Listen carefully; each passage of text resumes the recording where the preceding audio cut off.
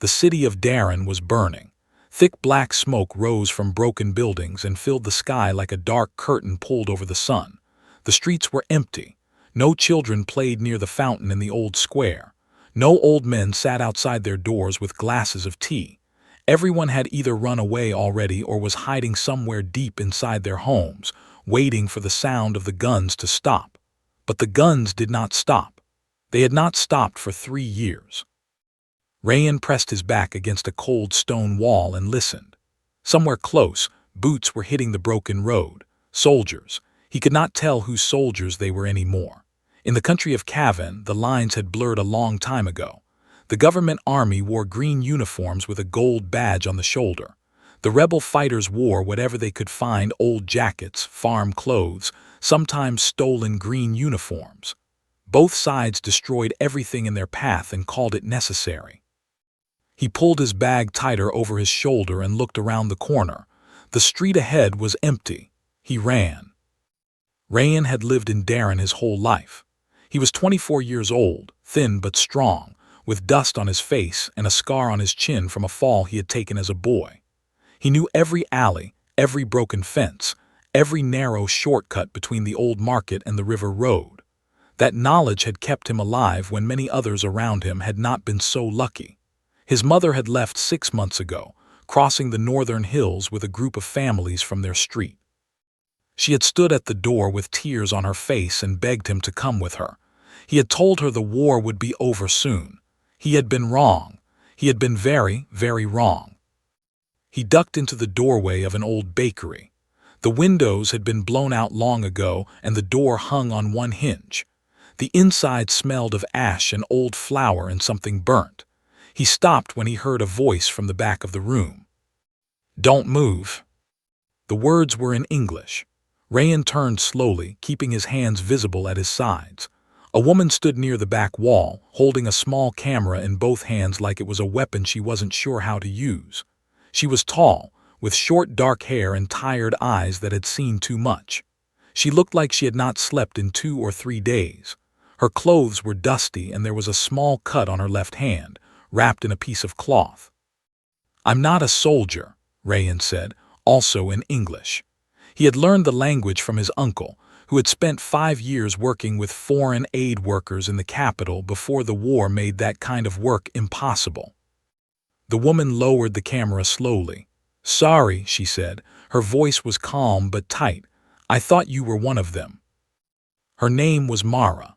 She was a journalist from another country, one far from Cavan, sent here to report on the war and the people caught inside it.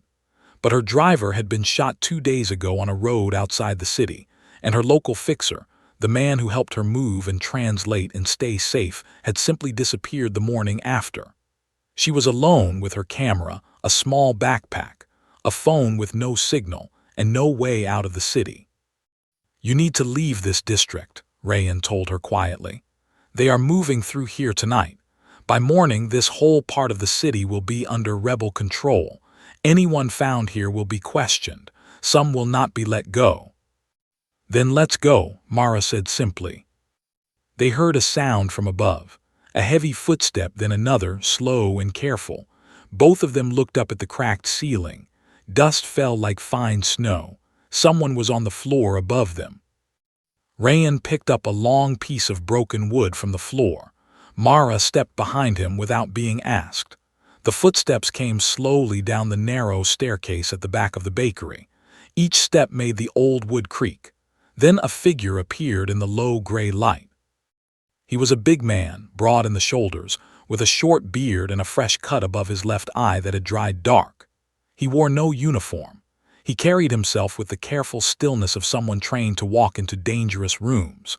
His name was Cole. He had been a soldier once years ago, fighting in a different country for a different reason.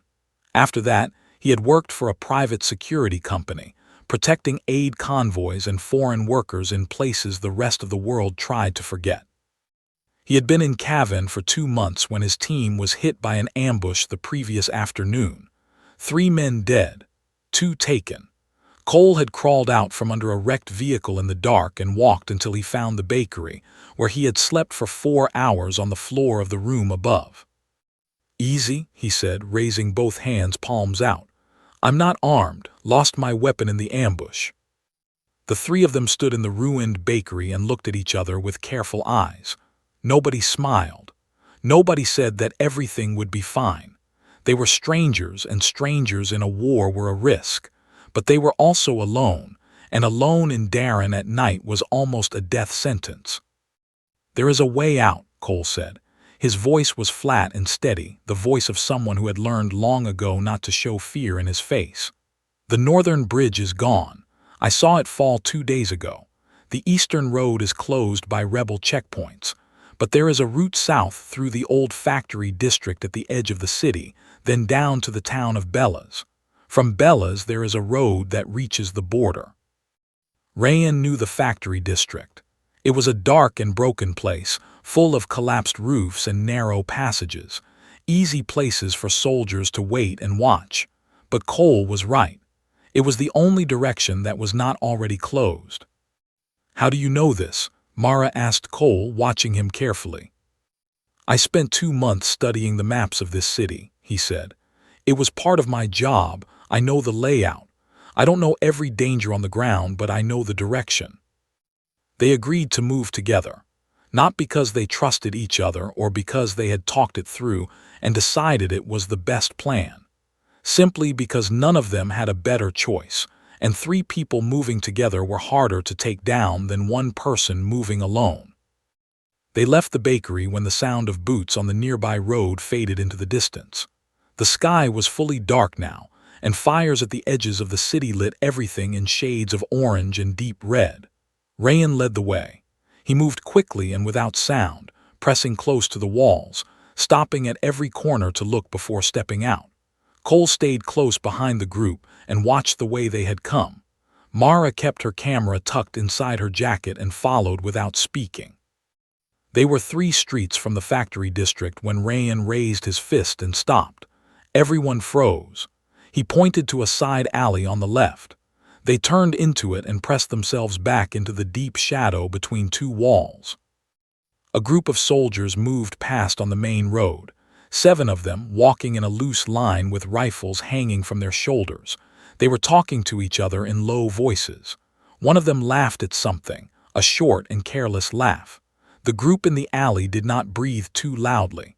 The soldiers passed the end of the alley without looking in. Their footsteps faded. Then someone coughed. It came from deeper inside the alley, from the darkness further back. Everyone turned at once. Crouched beside a rusted metal door with her knees pulled up to her chest and a cloth pressed to her mouth was a young woman. She looked no more than 20 years old. She had a small bag held tight in her lap. Her eyes were wide and dark with fear, but she did not run. She had nowhere left to run. Her name was Nadia. She had been working as an assistant to a doctor in the neighborhood, helping to carry medicine to families who could not travel to the main clinic. That afternoon, a shell had hit the clinic building while she was 2 streets away on an errand. When she came back, the building was a pile of smoking stone. The doctor, who had been like a second father to her, was gone. She had stood there for a long moment, not able to move. Then she had grabbed her bag, which still had medicine inside, and she had walked until her legs stopped working, and she sat down in the alley and waited for something to happen. "You come with us," Rayan said quietly. He did not ask Cole or Mara. He simply said it like it was already decided. Cole looked at the bag in her arms. "What's in there?" "Medicine," Nadia said. Her voice was steady despite everything. "Bandages, painkillers, some antibiotics. The doctor always said, keep the medicine safe above everything else." Cole looked at the bag for one more moment, then nodded once. "Good. We may need them before this is over." They moved again, 4 of them now, moving in a quiet line through the burning city. Rayan still led. The factory district was very close. The dark, tall shapes of old chimneys rose against the red sky like broken fingers pointing up at nothing. At the edge of the district, Rayan stopped again. Something felt wrong. He could not explain exactly what it was. A smell that did not belong, or maybe a silence in a place where there should have been the sound of wind moving through broken walls. He looked back at Cole. Cole had stopped too. He was staring at the ground between two collapsed walls. Then Rayan saw it, a thin wire, stretched low across the path, almost invisible in the dark. A tripwire connected to something hidden in the rubble. Cole pointed down at it without a word. Rayan leaned in close and studied it. His heart was beating hard and fast, but he made his hand stay still. Very carefully, he stepped over the wire. Then he turned and held his hand out to Nadia. One by one, all four of them crossed over the wire without touching it and moved into the factory district. Old machines sat rusting in open spaces. Walls had fallen and left long piles of broken brick. Glass crunched softly under their feet and Rayan winced at every small sound. They moved slowly, checking the ground before every step. They reached a wide, open courtyard at the center of the district. It had once been used for loading heavy trucks. On the far side of the courtyard was the road that led south toward Bella's. They were almost through. But they were not alone in the courtyard. Huddled against the far wall between two large old crates was an old man. He saw them the same moment they saw him. He did not run or shout.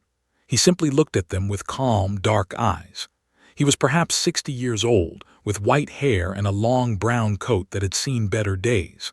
At his feet was a small fire burning inside a metal tin, small enough that no one outside the courtyard walls could see the light. "I thought I was the last one left in this part of the city," the old man said in the local language. Rayan translated for Cole and Mara. "Who are you?" Rayan asked him. The old man looked at each of them in turn. His expression was careful and measured. It was not the look of fear, and it was not the simple relief of a lonely man finding company. It was something more complicated than both of those things. "My name is Tarek," he said quietly, "and I know a safer way through to Bella's, one that avoids the main checkpoints, but to use it you will have to trust me." No one answered right away. The small fire crackled inside its tin. Somewhere far behind them in the city, a single gunshot rang out and then went silent. Rayan looked at Cole. Cole looked at Mara. Mara looked at Nadia. And they all looked at the old man with the white hair and the calm, unreadable eyes. They had no map. They had no weapons. The road ahead was long and full of soldiers and darkness and things they could not yet see. Sometimes, the only thing a person has left to hold onto is a stranger's word. Rayan nodded at the old man. "Show us the way," he said. Tarek did not rush. That was the first thing Rayan noticed about him. Most people in the city moved fast, with their heads down and their eyes wide, running from one shadow to the next. But the old man walked with a slow and careful step, like someone reading a book he had already read before and knew every page of. He moved through the factory district as if the broken walls and dark spaces held no surprises for him. He stepped around rubble without looking down. He knew exactly where to place his feet. Cole watched Tarek from behind and said nothing. His jaw was tight.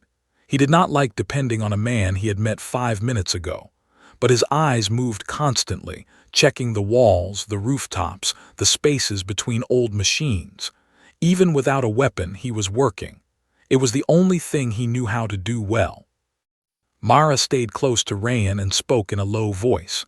"Do you know him? Have you seen him before?" "No," Rayan said, "but he speaks like someone from the south, from the villages near the border country." "That's where we're going," Mara said. "Yes," Rayan said, "that's why I'm not stopping him." Nadia walked quietly at the back. She held her bag of medicine tight against her chest, one arm wrapped around it like she was carrying something alive. She had not cried since the clinic was destroyed, not even for a moment. There had been no time for crying. She told herself she would cry later when she was somewhere safe. She was not sure that place existed anymore, but she kept the idea of it in the back of her mind like a small lamp in a dark room. Tarek led them out of the factory district through a break in the outer wall that looked like nothing more than a pile of fallen bricks. But when Rayan looked closely, He saw that the bricks had been moved aside carefully and stacked to make a low passage just wide enough for a person to squeeze through sideways. Tarek had done this himself, Rayan realized. The old man had planned a way out. They came through the wall one at a time and found themselves on a narrow dirt path between two rows of dead trees. The path ran south, away from the city. On either side, the ground was flat and open. Too open. The burning city behind them gave off enough light to make their shadows long and dark on the ground. "We crossed this open stretch fast," Cole said, speaking for the first time in a while. "If anyone is watching from the tree line further south, they'll see us. Move quickly. Don't stop." Tarek simply started walking. The others followed. They crossed the open ground in less than 3 minutes, moving fast without running, and reached a line of thick, low bushes on the far side. They pushed through and stopped on the other side to breathe. Cavan's countryside at night was a strange thing. During the day, the hills and fields had always been beautiful green and gold depending on the season, with villages tucked into the lower slopes and goats moving slowly along the ridges. But the war had changed the land the way it changed everything. Some fields had been burned, others had been dug up for trenches or barriers. The villages that Rayan could see from the high ground as they moved were mostly dark. No lights, no fires. Just dark shapes sitting silent under the stars. They walked for 2 hours without stopping. Tarek kept to paths that ran along the bases of low hills rather than across the tops, where they could be seen. He avoided the main road entirely, leading the group through dry riverbeds and along the edges of old orchards where the fruit trees stood like dark ghosts. Cole finally walked up beside Tarek. "How do you know these paths?" he asked, letting Rayan translate. Tarek walked a few more steps before answering.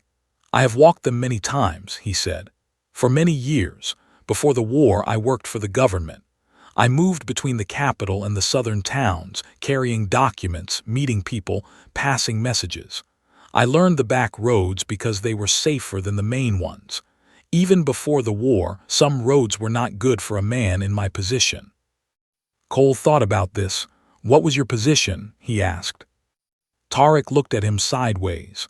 "I was a translator," he said, "for government officials, sometimes for foreign visitors. People spoke in front of me without thinking because they forgot that a translator hears everything." Cole said nothing more, but the look on his face said he had stored the information carefully and was not finished thinking about it. They stopped before dawn at a low stone building that had once been used to store farm tools. The roof was partly gone, but 3 of the 4 walls were solid. They settled inside, sitting on the hard dirt floor. Tarek found a place in the corner and closed his eyes almost immediately. Within minutes he appeared to be asleep. Nadia opened her bag and checked her supplies by the light of a small torch. Bandages, still clean and folded. 4 small bottles of antibiotics. A flat tin of painkillers. A roll of tape and a pair of scissors. She counted everything quietly and put it back. Mara sat beside Rayan and finally charged her camera using a small battery pack she kept in her jacket. She looked at the images she had taken inside the city. Buildings turned to rubble. A child's shoe sitting in the middle of a street. An old door painted blue, still standing perfectly on its frame while everything around it had fallen down. She looked at each image for a long time without speaking. "Do you have family?" Rayan asked her, keeping his voice low. "A sister," Mara said. "She keeps telling me to come home. She sends me messages every day." "Why don't you go?" Mara looked at the image of the blue door on her camera screen. "Because if I go, nobody tells this story. And if nobody tells this story, it's like it isn't happening. And it is happening." She turned the camera off. "It very much is happening." Cole sat by the broken section of the wall where the roof had fallen in, looking up at the sky. The stars were very bright away from the city. He did not sleep. He had not slept properly in 2 days, and he felt it in his shoulders and behind his eyes, but his mind would not be still. He kept running through everything he knew about the route ahead. Bella's was maybe 30 kilometers south. Under normal conditions, that was a one-day walk, but conditions were not normal. There would be checkpoints on every main road. There would be patrols on the smaller paths, and there was the issue of Tarek, sleeping so quietly in the corner, who had given them information about himself, but not enough. Never quite enough. Rayan took the first watch, sitting near the entrance with a piece of broken pipe he had picked up in the factory district. It was not a weapon, not really, but holding it made him feel slightly less helpless. He looked out at the dark countryside and thought about his mother, somewhere in the north. He hoped she had crossed by now. He hoped she was sitting in a warm room somewhere, eating something hot, waiting for news of him.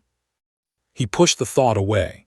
Thinking about the people you loved when you were in danger was its own kind of trap. It made you want to stop moving, and stopping was not an option. Just before the sky began to lighten in the east, Cole woke everyone quietly. They ate what little food they had. Rayan had some dried bread in his bag. Nadia had 3 small apples. Mara had 2 energy bars she broke into pieces and shared without being asked. Tarek ate what was given to him and said thank you with a slight bow of his head.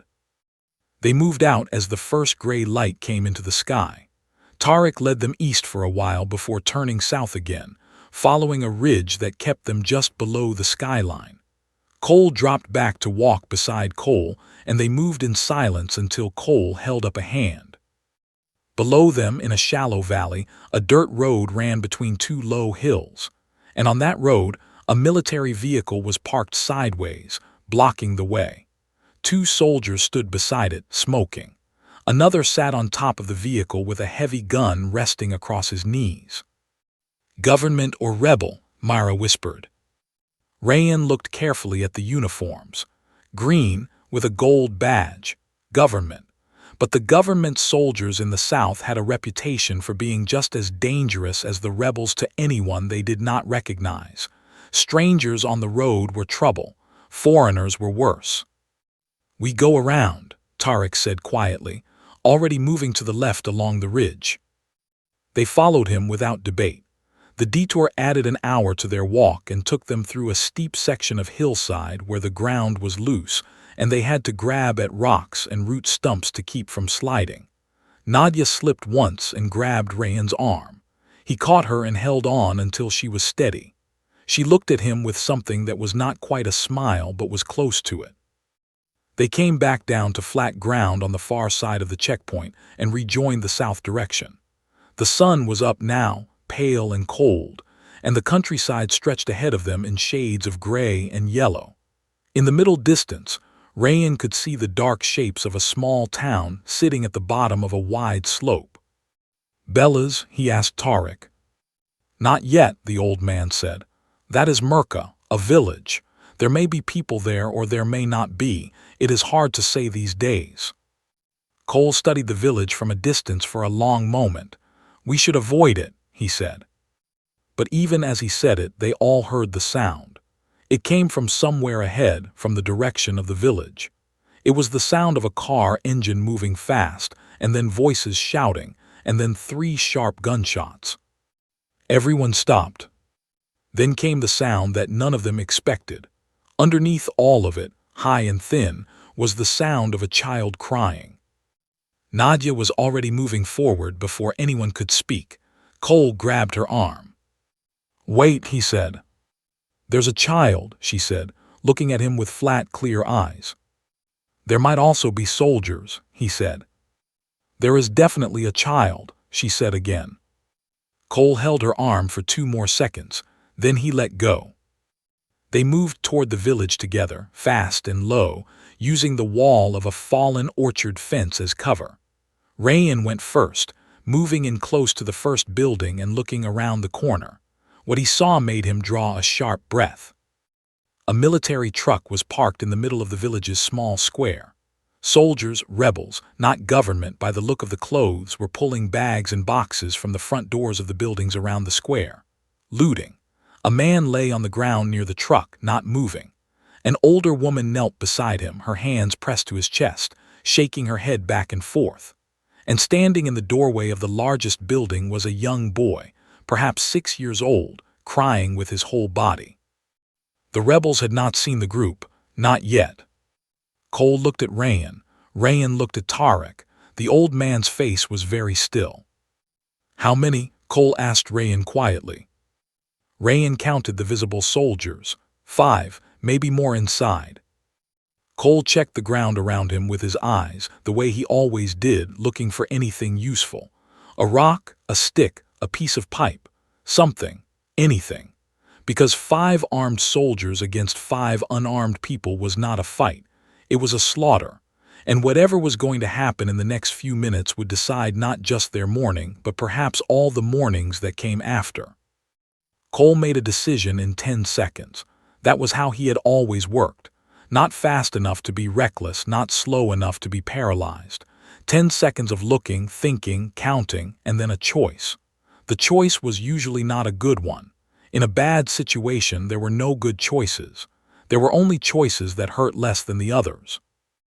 "We don't fight them," he said quietly, his back against the stone wall with the others pressed close. "We wait. They are looting. They want things, not people. When they go back to the truck to load their bags, there will be a window, maybe 1 minute, maybe 2, when their backs are turned. We use that window to move the child and the woman away from the square. Then we run."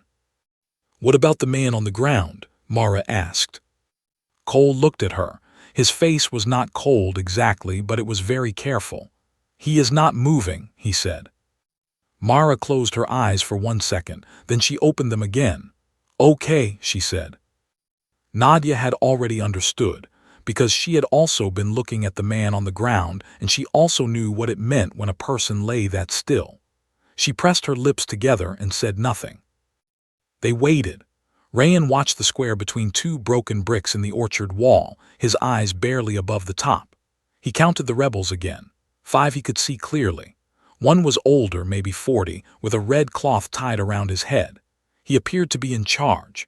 He shouted at the others and pointed at the buildings, and they went in and came out with arms full of food and cloth and small objects. The way they moved, fast and businesslike, told Rayan they had done this in other villages before this one. They knew how to loot quickly. The red cloth man walked to the truck and began stacking things in the back. 2 others joined him. The remaining 2 were still inside the buildings. "Now," Cole said. Rayan moved first. He went around the far end of the orchard wall and came at the square from the left side, keeping a building between himself and the truck. Cole went right, moving fast and low, staying in the shadow of the building fronts. Mara stayed back with Tarek. Nadia came in from the left behind Rayan, her bag pressed to her side. The old woman looked up when she heard Rayan's footstep. Her eyes went wide. Rayan put 1 finger to his lips and held out his hand. She looked at him for a moment that felt much longer than it was.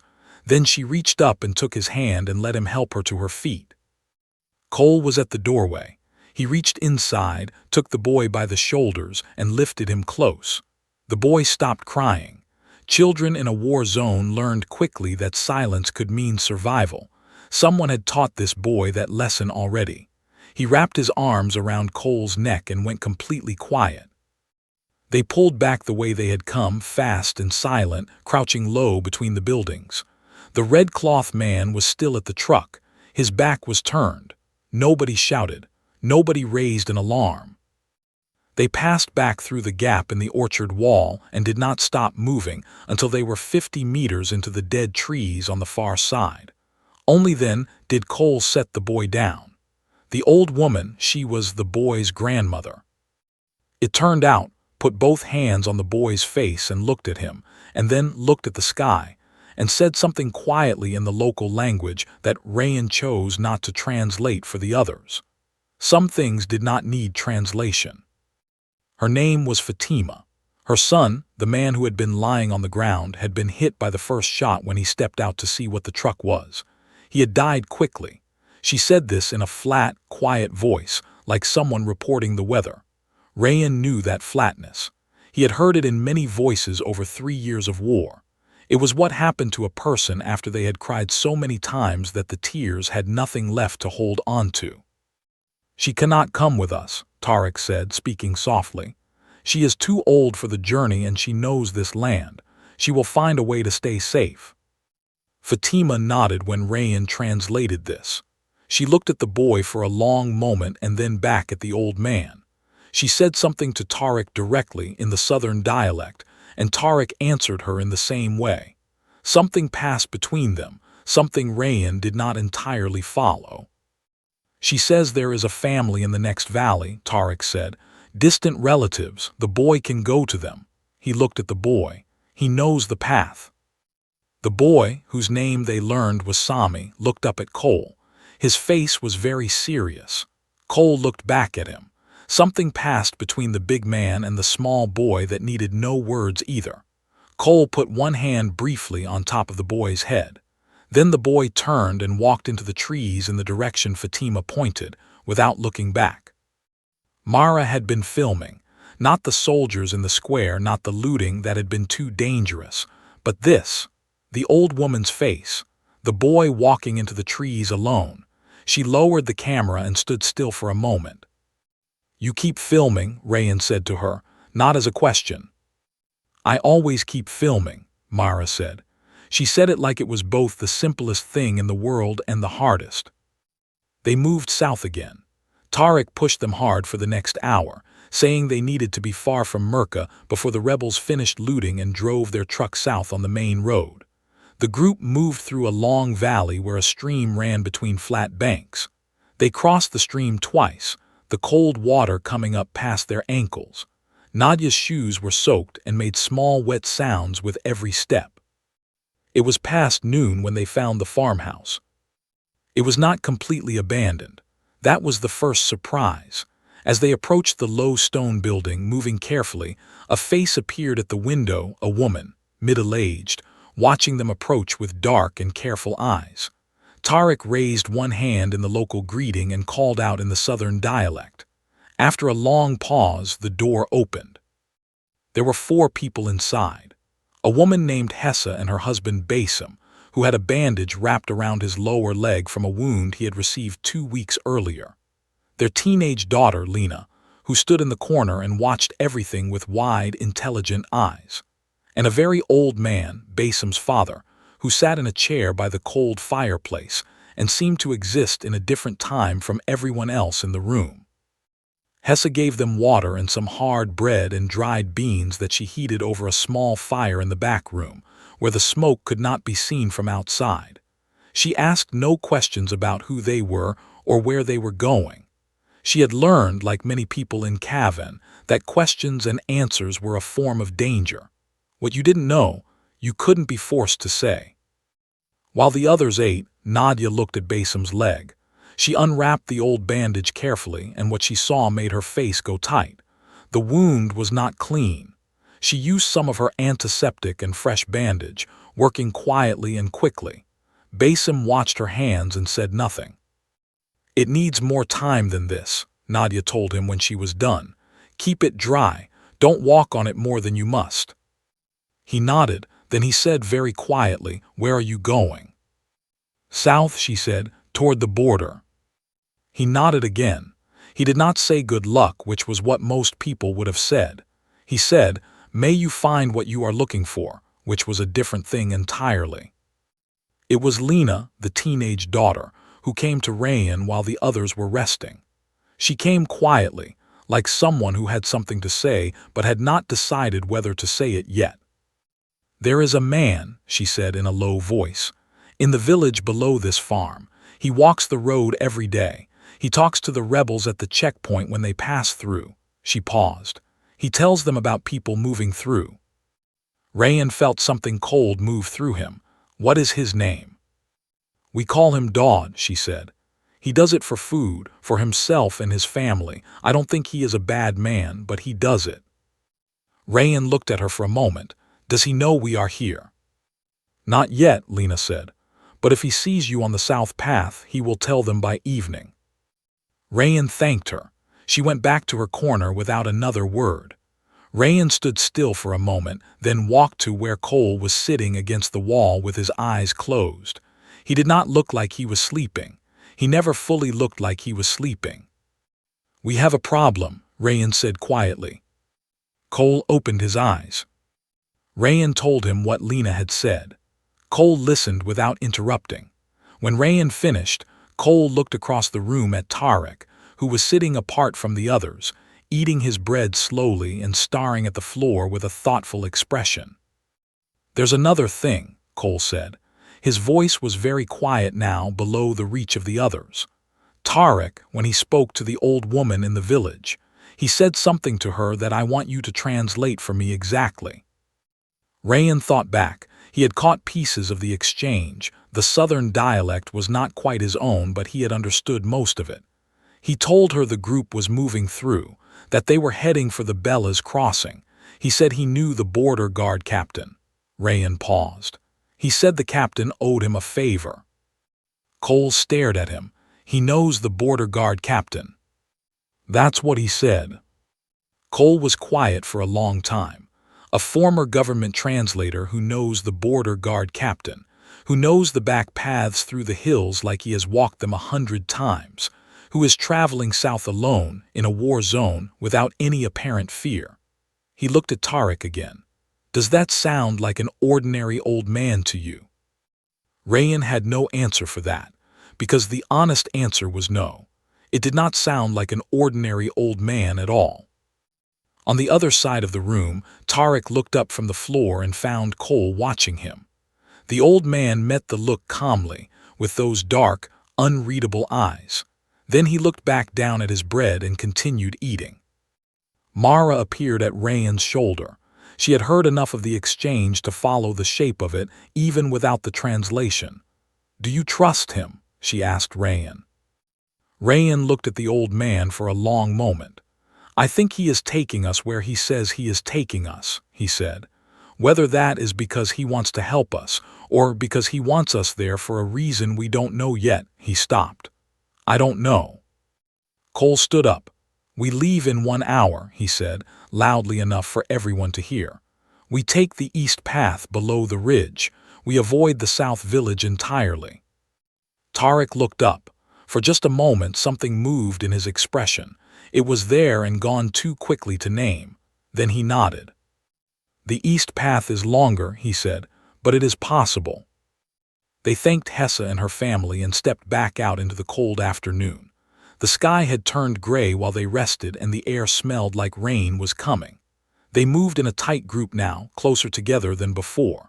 The warmth they had built in the first hours of the journey, the small movements toward trust, the shared bread, the look between Cole and the boy had not disappeared, but something new had been added beside it, a watchfulness, a question with no answer yet.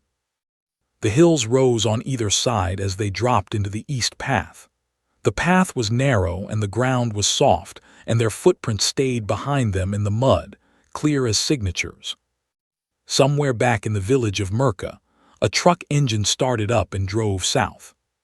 Somewhere below the farm, a man named Dodd stepped out of his door and looked up at the hills. And somewhere on the east path, 5 people walked south through the coming rain, each of them carrying something the others could not see. The rain came hard and fast, the way rain came in the hill country of Cavan, without much warning and with very little mercy. Within 10 minutes the east path had turned from soft earth to running mud. Water came off the hillsides in thin, dirty streams that crossed the path every few steps. The group pulled their jackets tight and kept moving, heads down, the rain hitting the backs of their necks and running inside their collars. Rayan led with Tarek beside him now.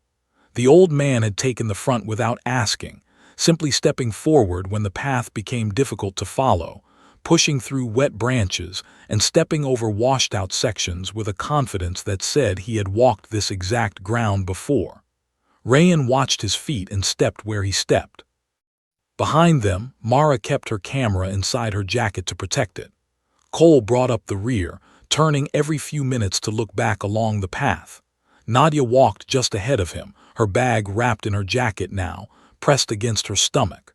The rain had soaked through her shoes within minutes and she had stopped noticing it. There were more important things to pay attention to.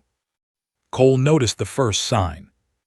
He had been watching the ridge to the right of the path, the high line of rock and scrub brush that ran parallel to them about 200 meters up the slope. He watched it the way he watched everything, with the patient, steady attention of someone waiting for a detail to be wrong.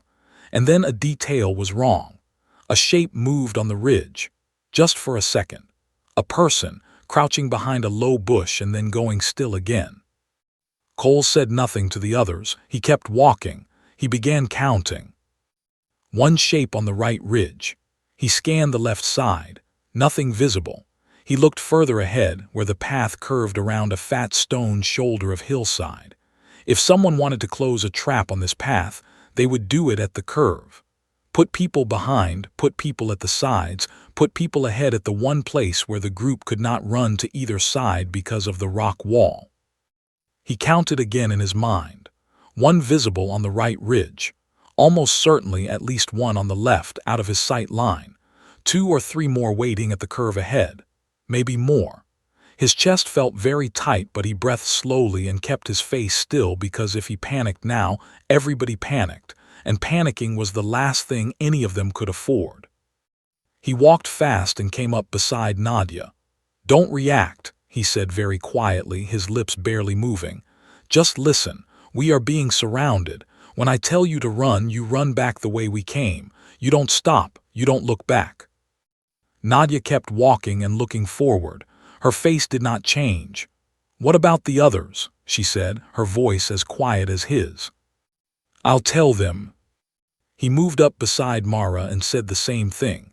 Mara went pale under her tan, but she nodded once and kept her stride steady.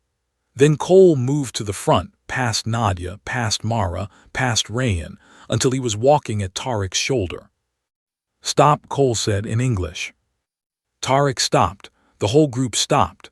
The rain hammered the hillside around them. Everyone stood still and looked at Cole.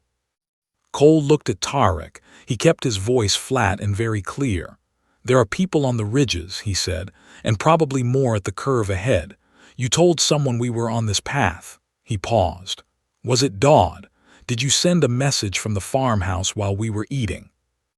The old man looked at Cole for a long moment. The rain ran down his white hair and dripped from his chin. His expression had changed. The careful calm was still there, but behind it something else had appeared, not guilt, exactly, and not defiance. Something more tired than both of those things. "Dodd did not need to be told," Tariq said. "He saw us leave the east side of the farm. He would have gone to the road immediately." He paused. "I did not send for these people, but I am not surprised they are here." "Why?" Cole said. "Because the man who leads the patrol on this ridge knows my name," Tariq said. "We worked together a long time ago. I was a translator for the government and he was a government officer. When the war started, he chose the rebel side. He has been looking for me for 2 years. He looked at Cole without any particular expression. "He believes I know things that could damage the rebel leadership. Things I translated years ago that I was not supposed to remember." "Do you?" Cole asked. "Yes," Tariq said simply. Rayan stepped forward. His voice was not loud, but there was heat in it. "You brought all of this onto us.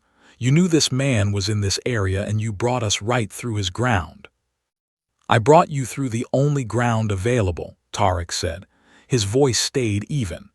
"Every other path is watched by government checkpoints.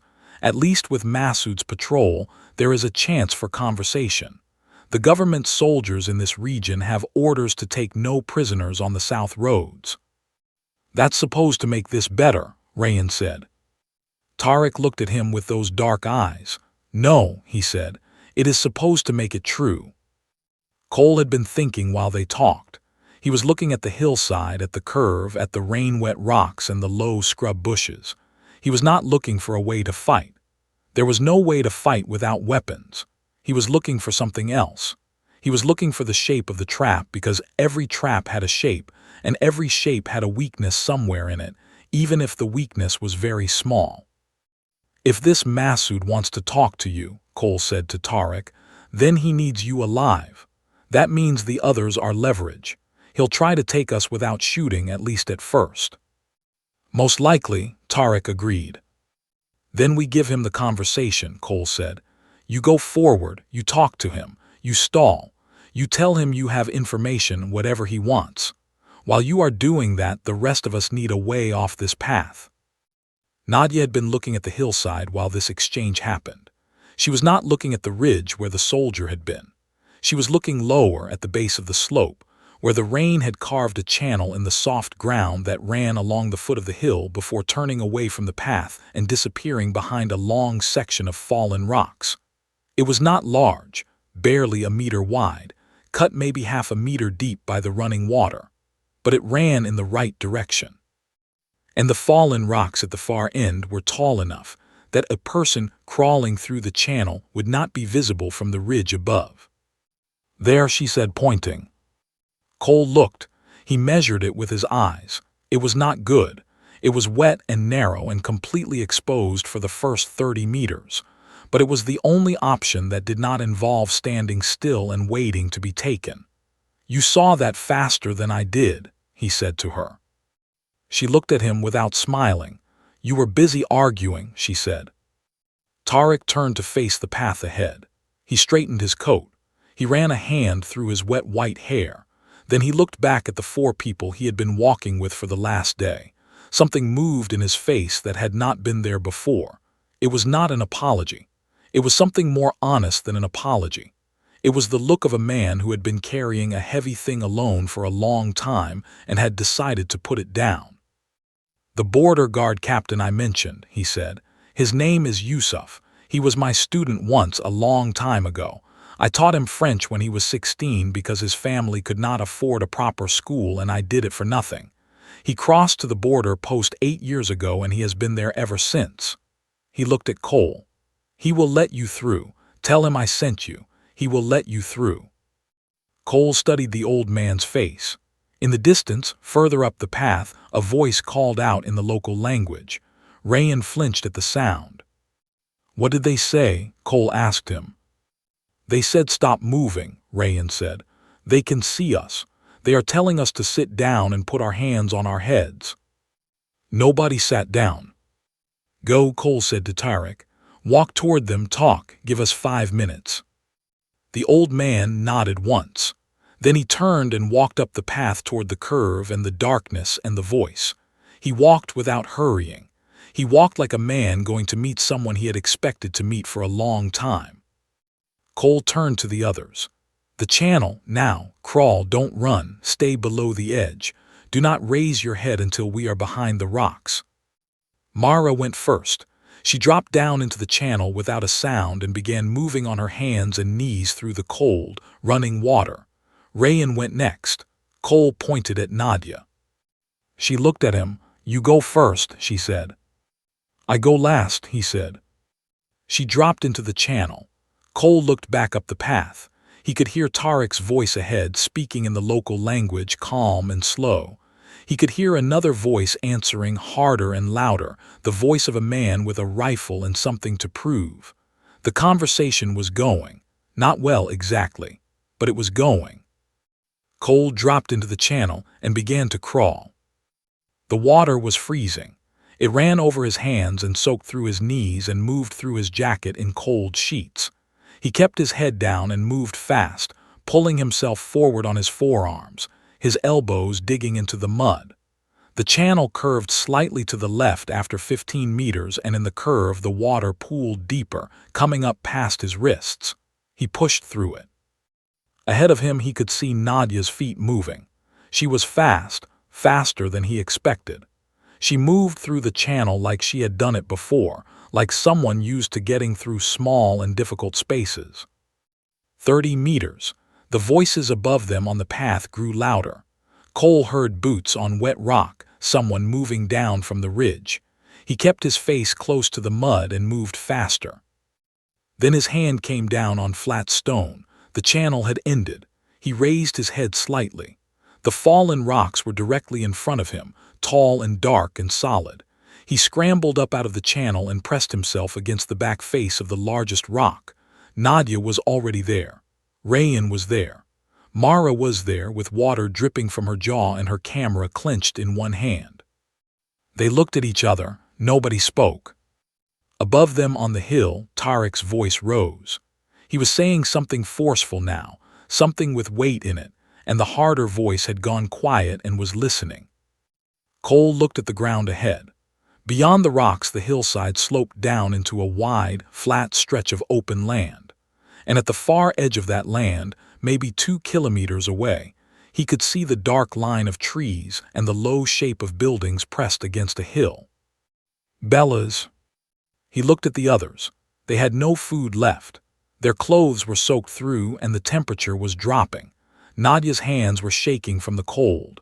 Rayan had a cut on his forearm from a sharp edge in the channel, bleeding slowly through his wet sleeve.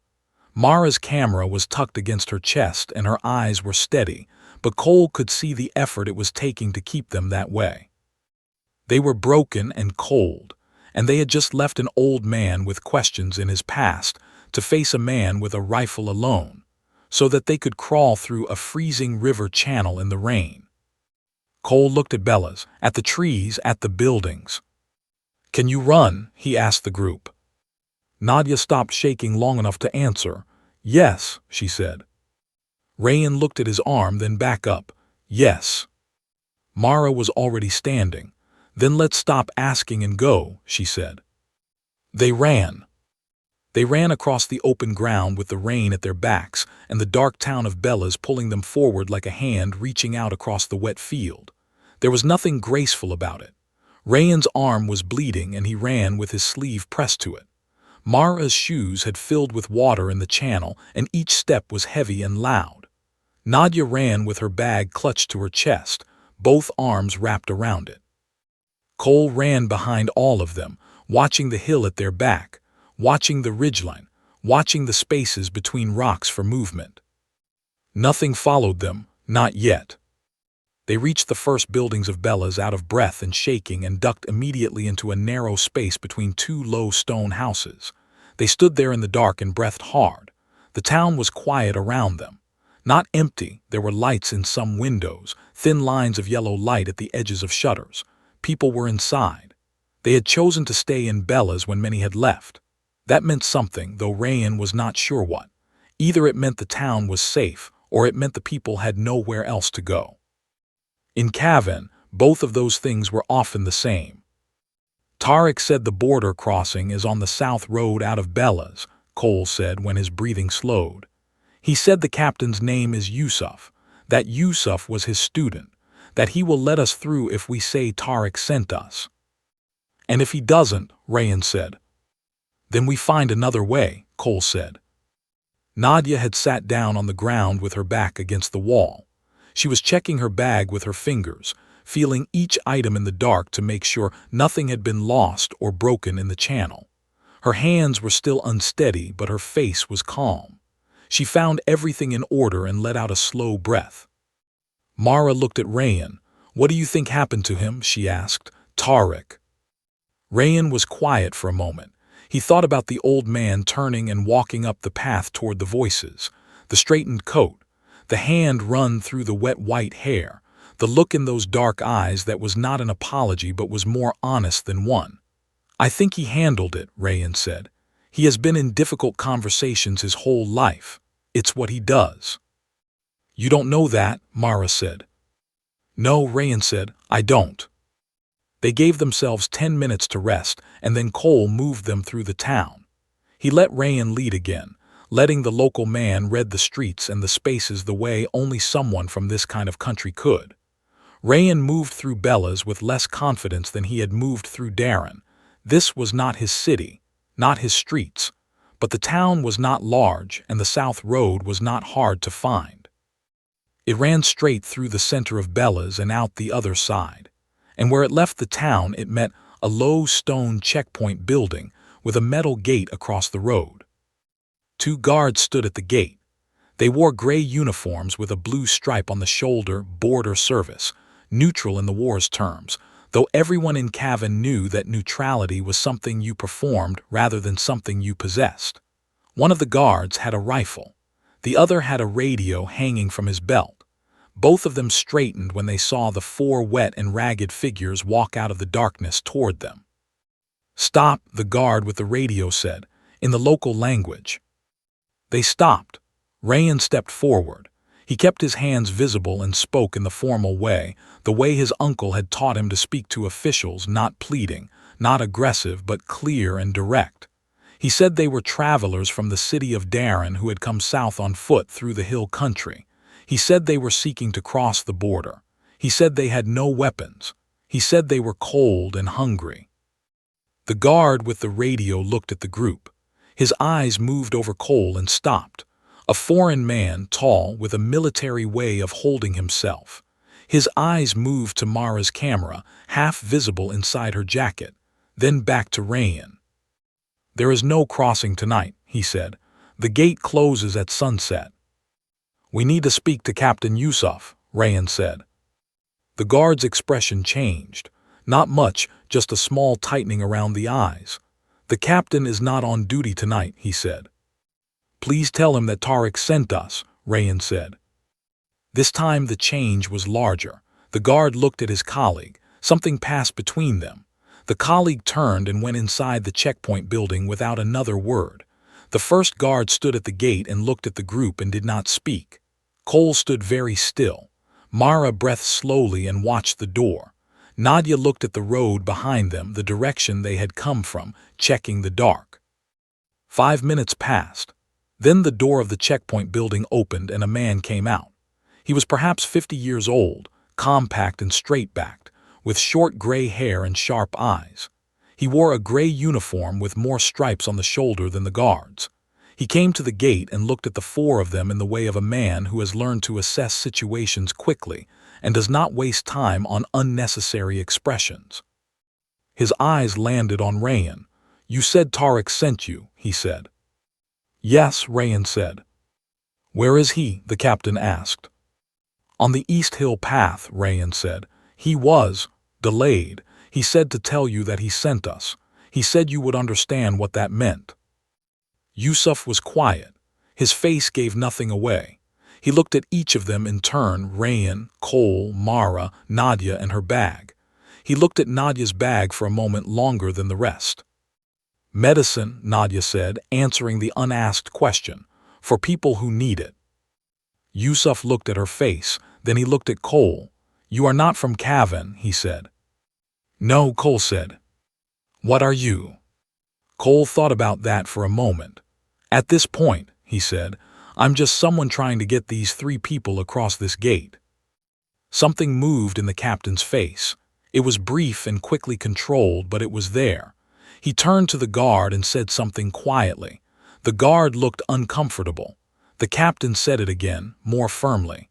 The guard reached for the gate and slid the bolt back. The gate swung open.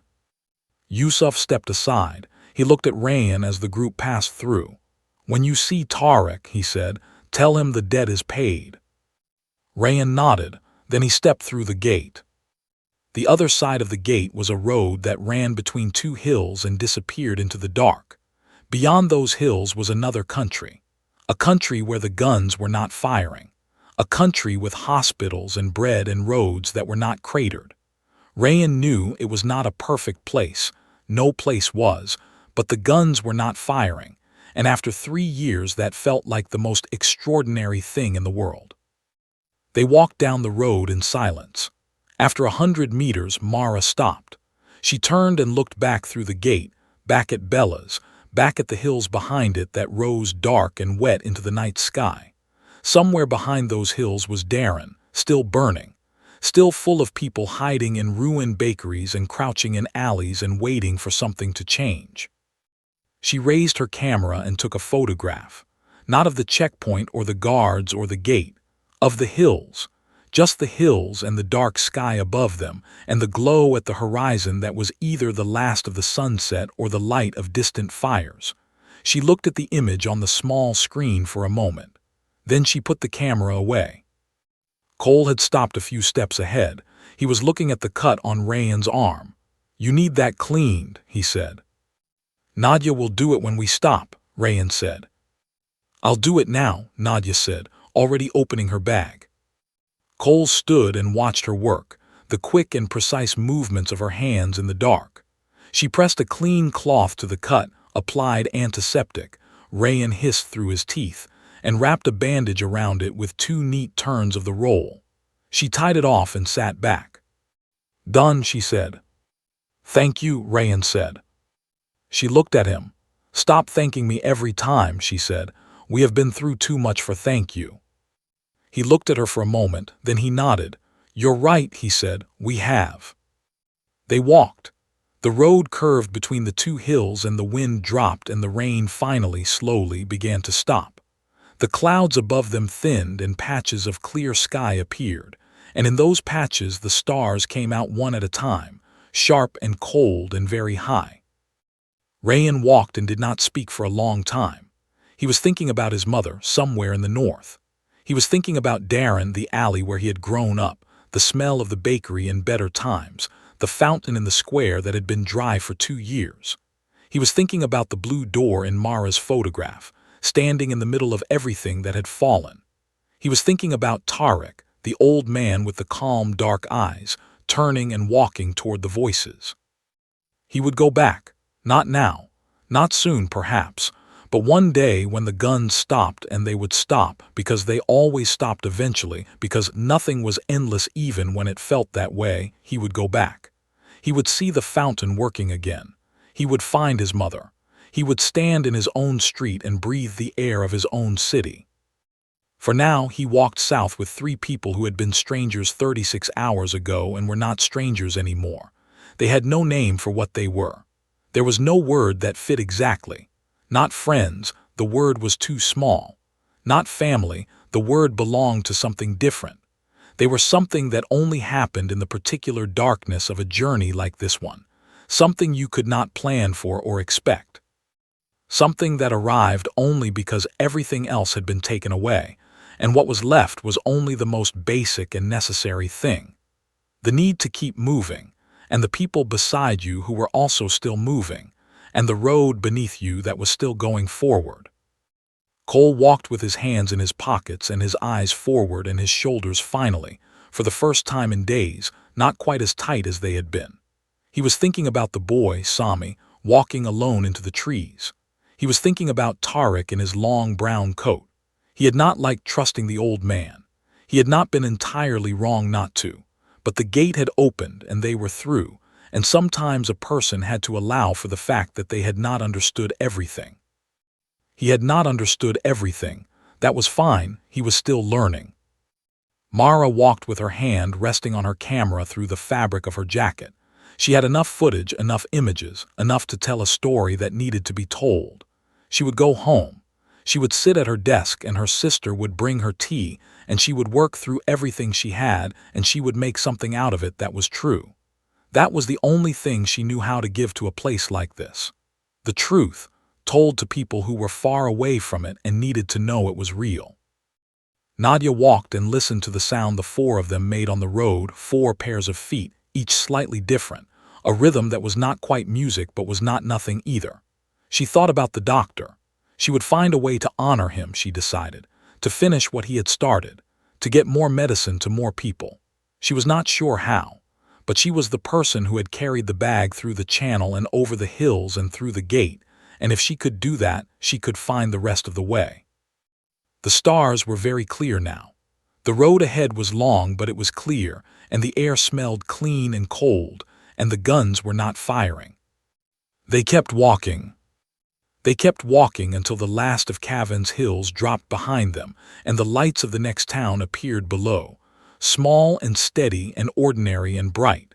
The way lights look when you have been in the dark for a very long time and had not been sure, until now, that you would see them.